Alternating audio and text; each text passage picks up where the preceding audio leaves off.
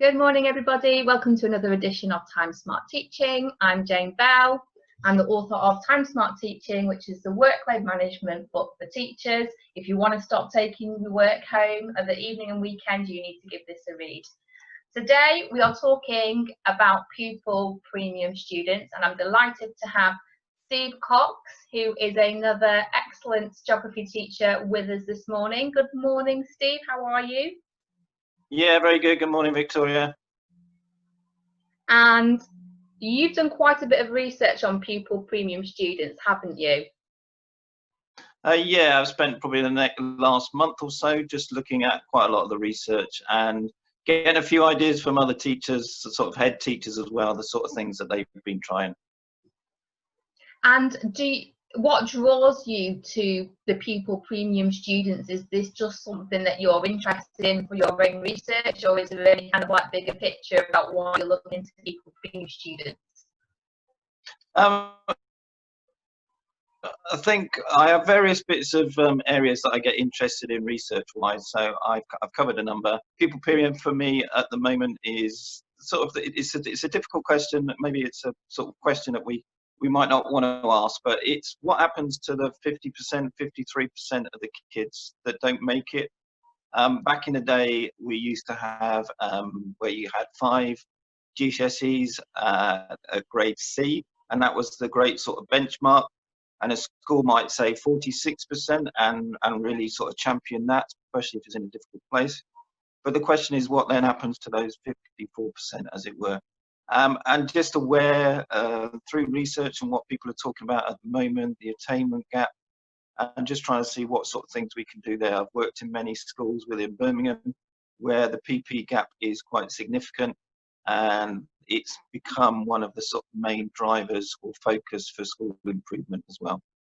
Absolutely, and Ofsted look at the efficiency of a school's pupil premium funding. So obviously schools want to get that right.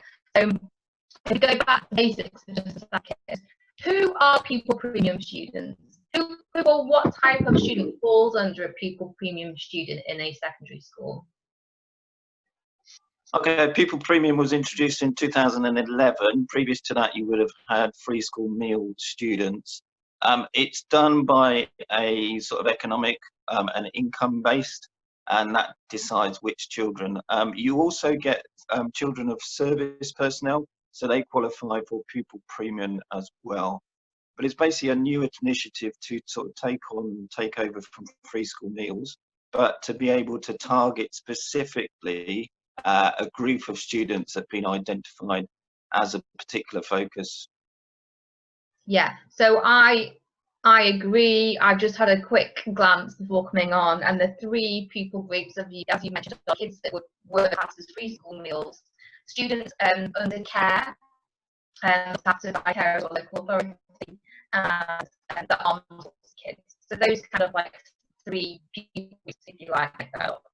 So what have schools been doing over these last kind of like 9-10 years or so to try and close the development gap? What have they been doing, or what have you been doing? What are the schools that you've worked at? What have they been trying to do? Yeah, okay. So various bits of research talk about how the money has been spent. A predominant thing that a school spends the pupil premium money on is staffing. So that is to increase staffing or to actually pay for what you get, like in year 7, you get catch-up classes, or it might be for revision classes as well. Another common one is resources. So for example, a student in year 10 could well get bought the study guides that other parents would be paying for. Some of the provision as well, some of that could be for things like school trips and enrichment, so to be able that students are able to access those sort of things. Those are generally the sort of main ones that I've come across. The pupil premium money sort of pretty much the way that it's given goes towards or promotes short-term intervention. So that's one of the most common things. So you'll have year 7 catch-up, as I've previously mentioned. Now what you find is there's a difference between the kids who are pupil premium and the kids that need the catch up. So you might have kids start in year 7 and you look at their Key Stage 2 data and their SATs, and you might identify students that need catch up. Now, some of those could be PP students, my apology, but they might not necessarily all be. So there's a sort of bit of contention between, you know, you can't always say people that are students that are behind and students that are PP are always the same. From experience and talking to other sort of teachers and deputy heads and things like that, PP students do become a prominent sort of the prominent group within those sort of areas. But again, it's not always an indicator, and you can have exception in a sense of a student whose parents are on low income, but the parental attitude towards work and the opportunities that they get. And that sort of leads on to one of the sort of bigger factors is home life, and what it's like. Does a student have somewhere to work at home? Do their parents have got a good experience of education or not? If they don't, then that's not going to promote learning. And so one area to be looking at, which hasn't actually been used that much, is how the home life of some of these students, how can that be improved?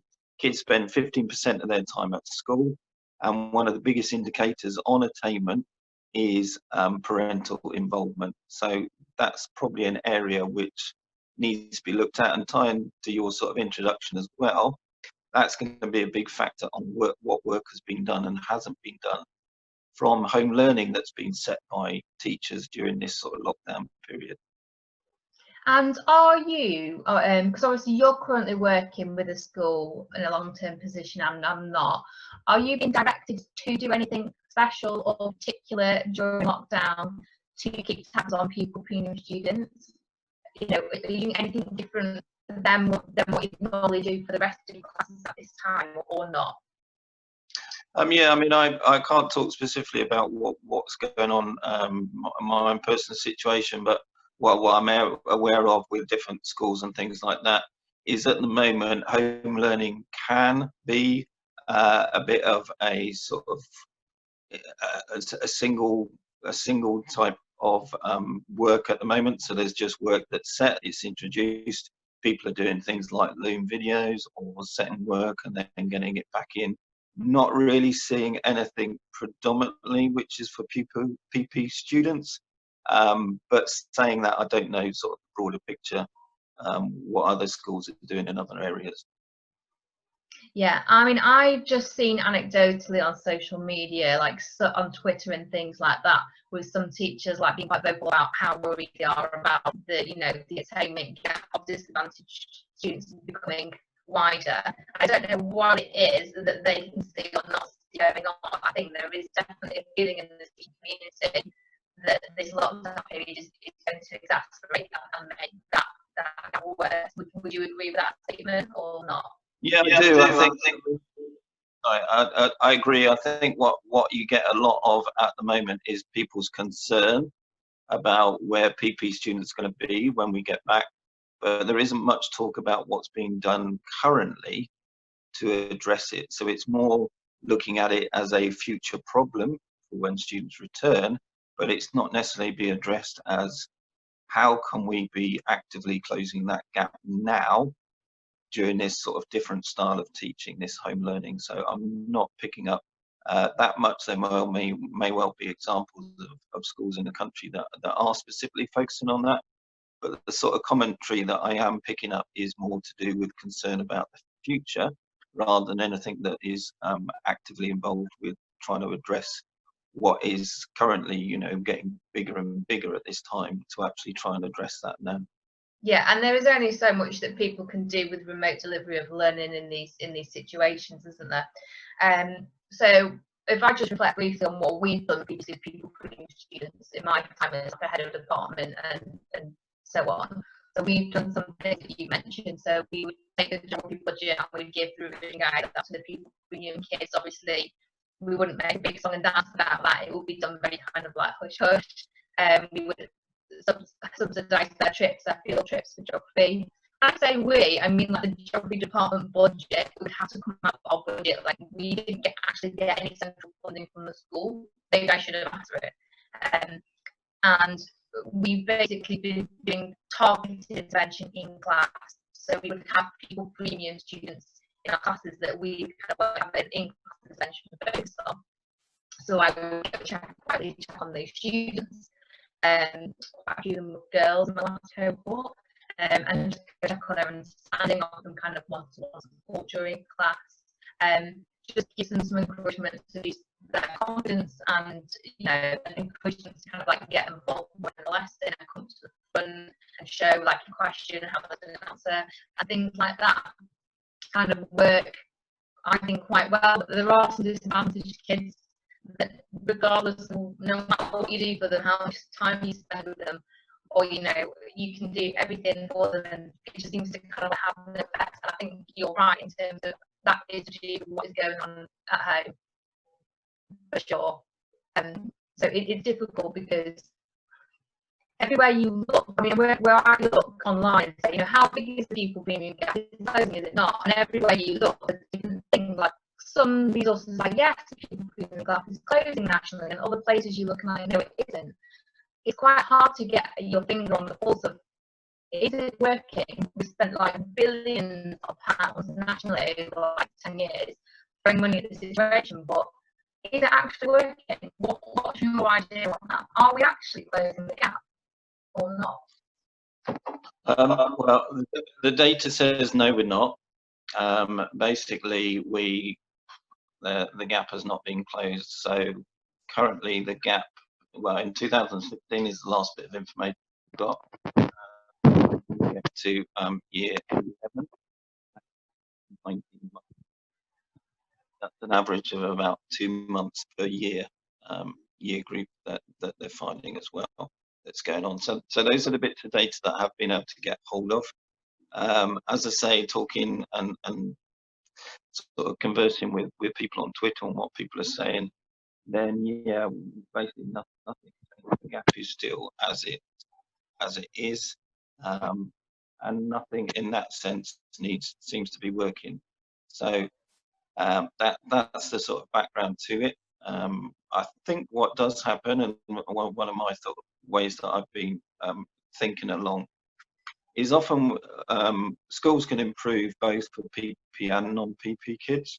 So what you actually find is that you get the gap, say, in year 7, and both the advantage, disadvantage, whichever way you want to do the groups, both of those are advancing and improving in attainment.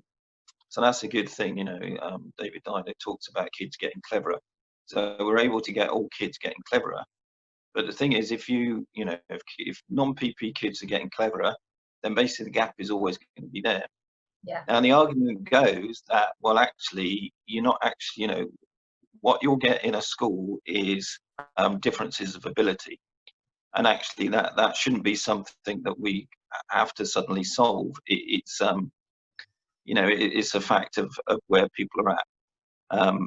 I mean, with that, it's if you have a bell curve, you'll always have to have some at the bottom to have some at the top. And until we change from cohort referencing or public examinations, then you can't say all schools will improve, because you can't. You have to have some schools and some students do less well for those people at the top to be able to do better. I think you can improve the attainment of pupil premium kids, and if you do that, then obviously you're giving them greater advantage. I've worked in schools before where you hit the target grades for your students, so your Progress 8 school looks great, but actually the attainment level, as in a 4 or a 5 is the currency that counts. Actually, as a school, they haven't hit that very well. So I think, sorry, go on. I was just saying, do you think we're measuring, the success of pupil premium support in the wrong way? Should we be looking at a different way, instead of measuring a gap between pupil premium and non-pupil premium? Should we be measuring just pupil premium against like a baseline set of results or competencies? Because it seems daft to throw all this money at pupil premium funding and for it not to have, you know, the expected or the desired outcomes for the reasons that you've just said, maybe we should be thinking about doing something different. Have you got any ideas on what maybe that could be or could look like? We have to be honest and acknowledge that everything that's gone before haven't worked, and trying to look at ways that could possibly work. There are examples in particular schools where they've been able to sort of buck the trend and improve results in sort of poorer sort of catchment areas, and so there's things that can be learned from that. I think the sort of quality teaching, the sort of behaviour in the schools where knowledge-rich curriculum, those sort of things, is maybe an issue of pulling all kids, all the students up and helping them learn more and get a better grade.